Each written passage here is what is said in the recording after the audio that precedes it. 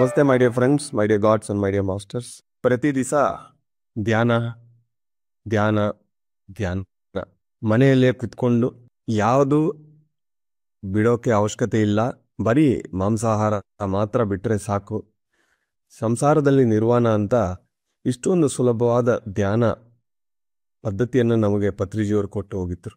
ಬರೀ ಧ್ಯಾನ ಒಂದೇ ಇದ್ರೆ ಸಾಕ ಅಂದ್ರೆ ಸಾಕಾಗಲ್ಲ. ಧ್ಯಾನ ಜೊತೆ ಜ್ಞಾನ ಇರಬೇಕು, ಸಜ್ಜನ ಸಾಂಗತ್ಯ ಇರಬೇಕು, ಸೇವೆ ಇರಬೇಕು, ಕರ್ಮಗಳು ಹೋಗಬೇಕು. ಪ್ರತಿ ಒಬ್ಬ ಆತ್ಮ ಈ ಶರೀರ ಒಳಗೆ ಬಂದ್ಮೇಲೆ ಈ ಶರೀರದಲ್ಲಿ ಇರೋ ಮನಸ್ಸಿಗೆ ತಾವು ಈ ಶರೀರ ಅಲ್ಲ ಆತ್ಮ ಅನ್ನೋದೇ ನೆನಪಿಗೆ ಬರಲ್ಲ. ಆತ್ಮದ ಗನಿ ಕೇಳಲ್ಲ, ಆತ್ಮದ ವಿಚಾರಗಳು ಗೊತ್ತಾಗಲ್ಲ, ಆತ್ಮ ಜೊತೆ ಸಂಭಾಷಣೆ ಇರಲ್ಲ. ಇದೇ ಎಲ್ಲದಕ್ಕೆ ಮೂಲ ಕಾರಣ ಇದೆ. ನಿಮ್ಮ ಆತ್ಮದ ಗನಿ ನಿಮಗೆ ಕೇಳಿಸಿದ್ರೆ ಅದು ಇಂಟ್ಯೂಷನ್ ಅಂತ. ಮುಂದಿನ ಕಾಲದಲ್ಲಿ it is not information age, it is intuition age. ಬರೀ ಪುಸ್ತಕ ಜ್ಞಾನ ಎಲ್ಲರ ಹತ್ರ ಕೇಳ್ತಾ ಇದ್ರೆ ಮಾತ್ರ ಸಾಕಾಗಲ್ಲ. ನಿಮ್ಮ ಇಂಟ್ಯೂಷನ್ ಇಂದ, ನಿಮ್ಮ ಆತ್ಮದಿಂದ ನಿಮಗೆ ಗೈಡೆನ್ಸ್ ಬಂದ್ರೆ ಮಾತ್ರ ಮುಂದೆ ನಿಮಗೆ ಈಸಿ ಆಗುತ್ತೆ. ಇಲ್ಲ ಅಂದ್ರೆ ತುಂಬಾ ಕನ್ಫ್ಯೂಷನ್ಸ್ ಆಗುತ್ತೆ. ನಾನು ಆತ್ಮ ಅಂತ ಎಲ್ಲರಿಗೂ ಗೊತ್ತು, ಅನುಭವ ಬರಬೇಕು. ಒಂದ್ಸತಿ ಬಂದ್ರೆ ಅಲ್ಲ, ಅನುಕ್ಷಣ ನಿಮ್ಮ ಆತ್ಮ ಜೊತೆ ಜೀವಿಸೋದು ನೀವು ಅದೊಂದು ಅಭ್ಯಾಸಕ್ಕೆ ಬರಬೇಕು. ಅವಾಗ ಹೋಮ್ ಫ್ರೀಕ್ವೆನ್ಸಿ ಅಂತಾರೆ. ಅಂದ್ರೆ ನಮ್ಮ ಆತ್ಮದ ಫ್ರೀಕ್ವೆನ್ಸಿ ಈ ಶರೀರಕ್ಕೆ ಬರುತ್ತೆ. ಈಗ ನೋಡಿ, ಮಲ್ತೀವಿ, ಕನಸುಗಳು ಬರುತ್ತೆ. ಬೆಳಗ್ಗೆ ಎದ್ದಿದ ತಕ್ಷಣ ಏನೋ ಕನಸು ಬಂದಿದೆ, ನೆನಪು ಬರ್ತಾ ಇಲ್ಲ. ಯಾಕೆ? ಆತ್ಮದ ಫ್ರೀಕ್ವೆನ್ಸಿ ಬೇರೆ, ಈ ಶರೀರದ ಫ್ರೀಕ್ವೆನ್ಸಿ ಬೇರೆ. ಅದು ಒಂದು 1000 ಹರ್ಟ್ಸ್ ಅಲ್ಲಿ ಫ್ರೀಕ್ವೆನ್ಸಿ ಇದೆ ಅಂದ್ರೆ ಈ ಶರೀರ 200 ಫ್ರೀಕ್ವೆನ್ಸಿ ಹರ್ಟ್ಸ್ ಅಲ್ಲಿ ಇದ್ರೆ ಮಿಸ್ ಮ್ಯಾಚ್ ಆಗಿದೆ ಫ್ರೀಕ್ವೆನ್ಸಿ ಯಾವಾಗ ಕಮ್ಮಿ ಇರುತ್ತೋ ನಿಮ್ಮ ಎನರ್ಜಿನೂ ಕಮ್ಮಿ ಆಗುತ್ತೆ, ನಿಮ್ಮ ಕಾನ್ಶಿಯಸ್ನೆಸ್ ಕಮ್ಮಿ ಆಗುತ್ತೆ. ಹಂಗಾಗಿ ಆ ಅನುಭವಗಳು ಇಲ್ಲಿ ಗೊತ್ತಾಗ್ತಾ ಇಲ್ಲ. ಧ್ಯಾನದಲ್ಲಿ ಅನುಭವಗಳು ಬಂದಿದೆ, ಬಟ್ ಎದ್ದಿದ ತಕ್ಷಣ ಮತ್ತೋಯ್ತು. ಅನುಭವಗಳಿದೆ, ಬಟ್ ಅದರ ಅಂತರ ಮೀನಿಂಗ್ ಏನೋ ಗೊತ್ತಾಗ್ತಾ ಇಲ್ಲ. ಲೈಫಲ್ಲಿ ಕ್ಲಾರಿಟಿ ಇಲ್ಲ, ಕನ್ಫ್ಯೂಷನ್ಸ್ ಇದೆ. ಒಂದು ಮೆಸೇಜ್ ಬಂದಿದೆ, ಕರೆಕ್ಟಾ ರಾಂಗ್, ಕ್ಲಾರಿಟಿ ಇಲ್ಲ. ಇದೆಲ್ಲ ಯಾಕೆ ಬರ್ತಾ ಇದೆ ಅಂದ್ರೆ ನಮ್ಮ ಆತ್ಮದ ಫ್ರೀಕ್ವೆನ್ಸಿ ಈ ಶರೀರಕ್ಕೆ ಇಲ್ಲ, ಮಿಸ್ ಮ್ಯಾಚ್ ಇದೆ. ನಿಮ್ಮ ಆತ್ಮದ ಫ್ರೀಕ್ವೆನ್ಸಿ ಏನಿದೆಯೋ ಅಂದ್ರೆ ಅದು ಹೋಮ್ ಫ್ರೀಕ್ವೆನ್ಸಿ ಅಂತಾರೆ. ಅದೇ ಫ್ರೀಕ್ವೆನ್ಸಿ ಈ ಶರೀರಕ್ಕೆ ನಿಮ್ಗಿದ್ರೆ ನೀವು ಆತ್ಮ ಅನ್ನೋದೇ ನೆನಪಿಗೆ ಬರೋಕೆ ಅವಶ್ಯಕತೆ ಇಲ್ಲ, ನಿಮ್ಗೆ ಗೊತ್ತಾಗುತ್ತೆ.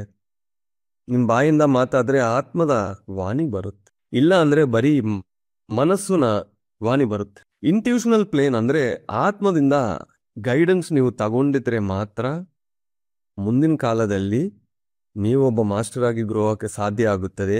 ಬರೀ ಇನ್ಫಾರ್ಮೇಶನ್ ಮಾತ್ರ ಇಟ್ಕೊಂಡು ಬಂದ್ರೆ ಆಗಲ್ಲ. ಒಂದು 500 ಪುಸ್ತಕ ಓದಿ, 1000 ಪುಸ್ತಕ ಓದಿ, 1000 ವಿಡಿಯೋಸ್ ಕೇಳಿದ್ರೆ ಮಾತ್ರ ಅದು ಇನ್ಫಾರ್ಮೇಶನ್ ಇರುತ್ತೆ ಅಷ್ಟೇ.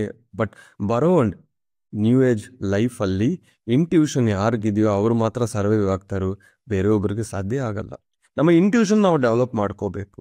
ಏನೋ ಒಂದು ಪ್ರಾಜೆಕ್ಟ್ ಕ್ರಿಯೇಟ್ ಮಾಡಿಬಿಡ್ತಾರೋ, ಆಮೇಲೆ ಭಯ ಆಗುತ್ತೆ, ಕರೆಕ್ಟಾ ರಾಂಗಾ, ಆಗುತ್ತಾ ಇಲ್ವಾ. ಯಾಕೆ? ಏನೋ ಒಂದು ಶುರು ಮಾಡಿಬಿಡ್ತಾರೋ, ಆಮೇಲೆ ಕ್ಲಾರಿಟಿ ಇರಲ್ಲ. ಯಾಕೆಂದ್ರೆ ಬಂದಿರೋ ಮೆಸೇಜು ಎಲ್ಲಿಂದ ಬರ್ತಾ ಇದೆ ಅನ್ನೋದನ್ನ ಗೊತ್ತಾಗಲ್ಲ. ಮನಸ್ಸಿಂದ ಬಂದ್ರೆ ಸೋಲಿಂದ ಬಂದಿದೆ ಅಂತ ಅನ್ಕೊಂತಾ ಇದೀರಿ. ಕೆಳಗೆ ಲೋಕಗಳಿಂದ ಯಾರೋ ಮೆಸೇಜ್ ಕೊಟ್ರೆ ಅದು ಮೇಲೆ ಲೋಕದಿಂದ ಬಂದಿದೆ ಅಂತ ಅನ್ಕೊಂತಾ ಇದ್ರಿ. ಯಾರೋ ಒಂದು ಆಲೋಚನೆ ನಾವು ತಗೊಂಡು ಅದು ಹೈಯರ್ ಮೆಸೇಜ್ ಅಂತ ನಾವು ಡಿಕೋಡ್ ಮಾಡಿ ಒಂದು ವೆಬ್ ಒಳಗೆ ಅಂದ್ರೆ ಸಿಕ್ಕಾಕೊಳ್ತಾ ಇದೀವಿ. ಅವಾಗ ಏನಾಗುತ್ತೆ? ನಿಮ್ಮ ಸಮಯ ವೇಸ್ಟ್ ಆಗ್ತಾ ಇದೆ. ಎಷ್ಟೋ ಜನನ ನೀವು ಮಿಸ್ಗೈಡ್ ಮಾಡಿಬಿಡ್ತಾ ಇದ್ದೀರಿ. ಸಮಯ ನೀವು ವೇಸ್ಟ್ ಮಾಡಿದ್ರೆ ನಿಮ್ಮ ಸಮಯ, ಬೇರೊಬ್ಬರ ಸಮಯ, ಅದನ್ನ ಬೆಲೆ ತುಂಬಾ ಜಾಸ್ತಿ. ಇಂಟ್ಯೂಷನಲ್ ಪ್ಲೇನ್ ಅಲ್ಲಿ 24 ಗಂಟೆ ಇರಬೇಕು. ನಾನು ಯಾವತ್ತೂ ನನ್ನ ಆತ್ಮ ಜೊತೆ ಇರ್ತೀನಿ. ಯಾವತ್ತೂ ನನ್ನ ಗೈಡೆನ್ಸ್ ಕರೆಕ್ಟ್ ಆಗಿರುತ್ತೆ, ಪರ್ಫೆಕ್ಟ್ ಆಗಿರುತ್ತೆ. ಒಂದಲ್ಲ ಎರಡಲ್ಲ 4-5 ಕನ್ಫರ್ಮೇಶನ್ಸ್ ಬರುತ್ತೆ ಒಂದೊಂದು ಅನುಭವಕ್ಕೆ. ಹಂಗಾಗಿ ನಾನು ಏನೇ ಮಾಡಿದ್ರು ವಿತ್ ಕನ್ಫರ್ಮೇಶನ್, ಪ್ರಾಪರ್ ಇಂಟ್ಯೂಷನ್. ಈಗ ಒಂದು ಮೆಸೇಜ್ ಬಂದಿದೆ, ಯಾವ ಡೈಮೆನ್ಷನ್, ಯಾವ ಫ್ರೀಕ್ವೆನ್ಸಿ, ಯಾವ ಲೋಕ, ಯಾರು ಕೊಟ್ಟಿದ್ದಾರೋ ಪ್ರತಿಯೊಂದೂ ನಿಮಗೆ ತಗೊಳ್ಳೋಕೆ ಸಾಧ್ಯ ಇದೆ. ಹುಟ್ಟಿದ ತಕ್ಷಣ ನಾನೇನು ಗ್ರೇಟ್ ಅಲ್ಲ. ಸಾಧನೆ ಮಾಡಿ ಮಾಡಿ ಮಾಡಿ, ಅಭ್ಯಾಸ ಮಾಡಿ ಮಾಡಿ ಈ ಲೆವೆಲ್ಗೆ ಬಂದಿದ್ನಿ. ಇಲ್ಲಿರೋ ಪ್ರತಿಯೊಬ್ಬರಿಗೂ ಅದು ಸಾಧ್ಯ ಆಗುತ್ತದೆ. ಬಟ್ ನಾವೇನು ಮಾಡ್ತೀವಿ? ಸಮಯವನ್ನು ವೇಸ್ಟ್ ಮಾಡಿ ಕಸವನ್ನು ತಲೆ ಮೇಲೆ ಹಾಕ್ಕೊಳ್ತಾನೆ ಇರ್ತೀವಿ. ಈಗ ಮನೆಯಲ್ಲಿ ಕೋಆಪರೇಟ್ ಮಾಡ್ತಾ ಇಲ್ಲ, ಮನೆಯಲ್ಲಿ ಫ್ರೀಕ್ವೆನ್ಸೀಸ್ ಹಂಗೆ ಇದೆ ಅಂದ್ರೆ ಏನು ಮಾಡೋಕ್ಕಾಗಲ್ಲ. ಯಾಕಂದ್ರೆ ಅದು ಕುಟುಂಬ, ಅಲ್ಲಿ ನಾವು ಇರಲೇಬೇಕು, ಅವ್ರ ಜೊತೆ ಜೀವನ ಮಾಡಲೇಬೇಕು. ಬಟ್ ಹೊರಗೆ ಹೋಗಿಲ್ದ್ರೆ ಡಿಸ್ಟರ್ಬೆನ್ಸ್ ಯಾರು ಕೊಡ್ತಾರೋ ಅವ್ರ ಹತ್ರ ಉಪೇಕ್ಷಾ, ಯಾರ ಬಾಯಿಂದ ನೆಗೆಟಿವ್ ಬರುತ್ತೋ ಅವಾಯ್ಡ್ ಮಾಡಿ, ಕಂಪ್ಲೇಂಟ್ಸ್ ಬರುತ್ತೋ ಅವಾಯ್ಡ್ ಮಾಡಿ, ಟೈಮ್ ವೇಸ್ಟ್ ಮಾಡೋಕ್ಕೆ ಸುಮ್ಮನೆ ಸುಳ್ಳು ಮಾತಾಡ್ತಾರೆ ಅವಾಯ್ಡ್ ಮಾಡಿ. ಯಾಕೆ? ನಿಮ್ಮ ಆತ್ಮ ಜೊತೆ ನೀವಿರಲ್ಲ. ಇಲ್ಲ ಅಂದ್ರೆ ಮಕ್ಕಳು ಧ್ಯಾನ ಮಾಡ್ತಾ ಇಲ್ಲ, ಹಸ್ಬೆಂಡ್ ಧ್ಯಾನ ಮಾಡ್ತಾ ಇಲ್ಲ, ವೈಫ್ ಧ್ಯಾನ ಮಾಡ್ತಾ ಇಲ್ಲ, ಇದೆಲ್ಲ ಪರವಾಗಿಲ್ಲ, ಯಾಕಂದ್ರೆ ಅದು ಕುಟುಂಬ ಧರ್ಮ, ಅಲ್ಲಿ ನಾವು ಇರಲೇಬೇಕು. ಬಟ್ ಹೊರಗೆ ಯಾಕೆ ಇದೆಲ್ಲ ನೀವು ಸಹಿಸ್ತಾ ಇದ್ದೀರಿ? ಮೊನ್ನೆ ವಿಮೆನ್ಸ್ ಡೇಗೆ ಹೋಗಿದ್ದೀನಿ, ಸಂಗೀತ ತುಂಬಾ ಅದ್ಭುತವಾದ ಸಂಗೀತ ನುಡಿಸ್ತಾ ಇದ್ರು. ಒಂದು 5 ನಿಮಿಷ ಹೊರಗೆ ಬಂದಿದ್ನಿ, ಒಬ್ರು ಏನೇನೋ ಮಾತಾಡೋಕೆ ಶುರು ಮಾಡಿದ್ರು. ನಾನು ಅವ್ರ ಮುಖದಲ್ಲೇ ಹೇಳಿದ್ದೀನಿ, ಒಳಗೆ ಎಷ್ಟು ಚೆನ್ನಾಗಿ ಸೌಂಡ್ ಹೋಗ್ತಾ ಇದೆ, ಈ ನಿಮ್ ಸೌಂಡ್ ಹೋಗಿ ನನ್ನ ತಲೆ ಕೆಟ್ಟೋಗ್ತಾ ಇದೆ, ನಾನು ಬಿಡಿ ಅಂತ ಒಳಗೆ ಹೋಗ್ಬಿಟ್ಟಿದ್ದೀನಿ. ದೊಡ್ಡ ತಪ್ಪು. ಒಂದು 5 ನಿಮಿಷ ಹೊರಗೆ ಹೋಗಿದ್ದೀನಿ, ಅವ್ರ ಬಾಯಿಂದ ಏನ್ ಬರ್ತಾ ಇದೆ, ಒಳಗೆ ಏನ್ ಬರ್ತಾ ಇದೆ, ಚಾಯ್ಸ್ ನಮ್ಮ ಹತ್ರ ಇದೆ ನೋಡಿ. ಈ ಸಂಗೀತ ಹೋಗ್ಬೇಕಾ, ಶಬ್ದಗಳು ಹೋಗ್ಬೇಕಾ, ಇಲ್ಲ ಅಂದ್ರೆ ಕಸ ಹೋಗ್ಬೇಕಾ? ಯಾರೋ ಒಂದು ಮಾತಾಡ್ತಾರೆ, ಏನೋ ಒಂದು ಕೇಳ್ಕೊಂತೀವಿ, ಇಲ್ಲಿ ಹೋಗಿ ಇಲ್ಲಿ ಬರುತ್ತೆ ಅಂತ ಏನೋ ಡೈಲಾಗ್ ಹೊಡಿತಾ ಇದ್ರಿ, ಇಲ್ಲಿ ಹೋಗ್ಬೇಕಂತ ಇಲ್ಲಿ ಬರ್ಬೇಕಂದ್ರ.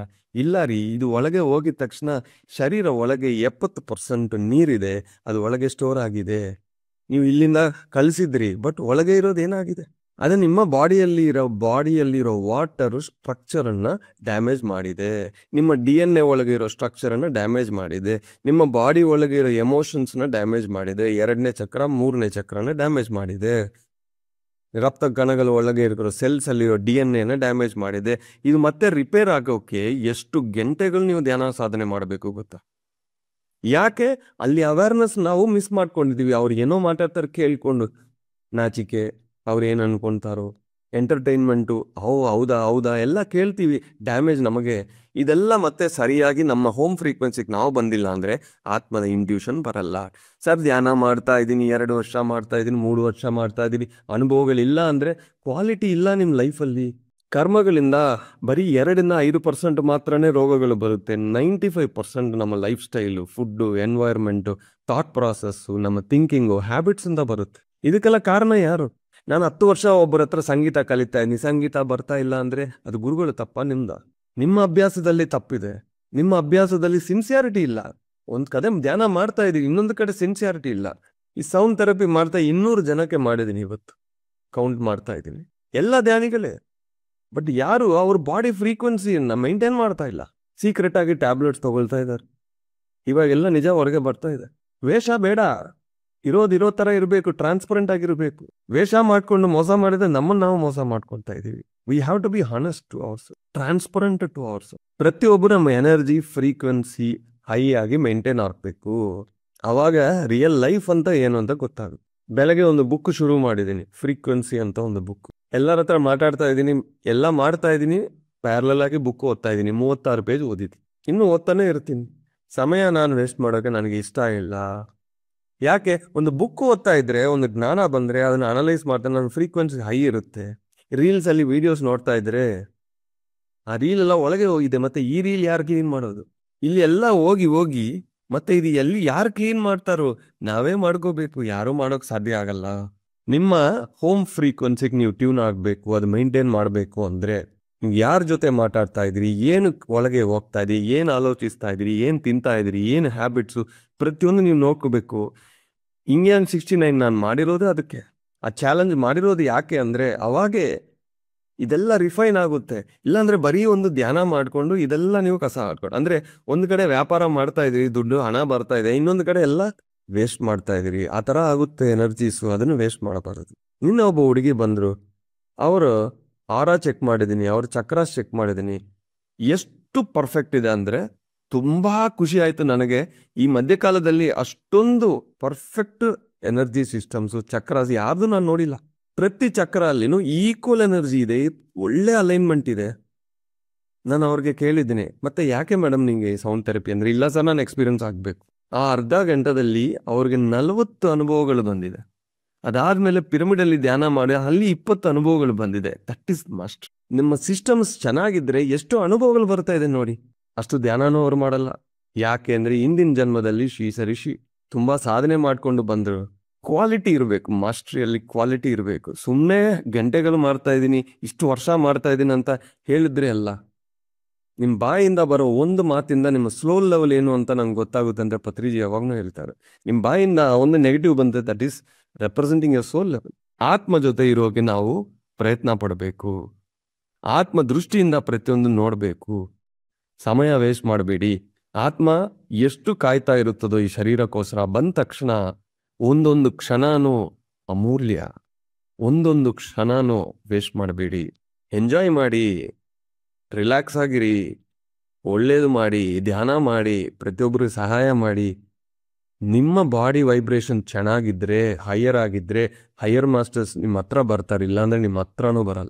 ಬೇರೆ ಯಾರು ಬರ್ತಾರೋ ನೀವೇ ಆಲೋಚಿಸಿ. Thank you very much masters.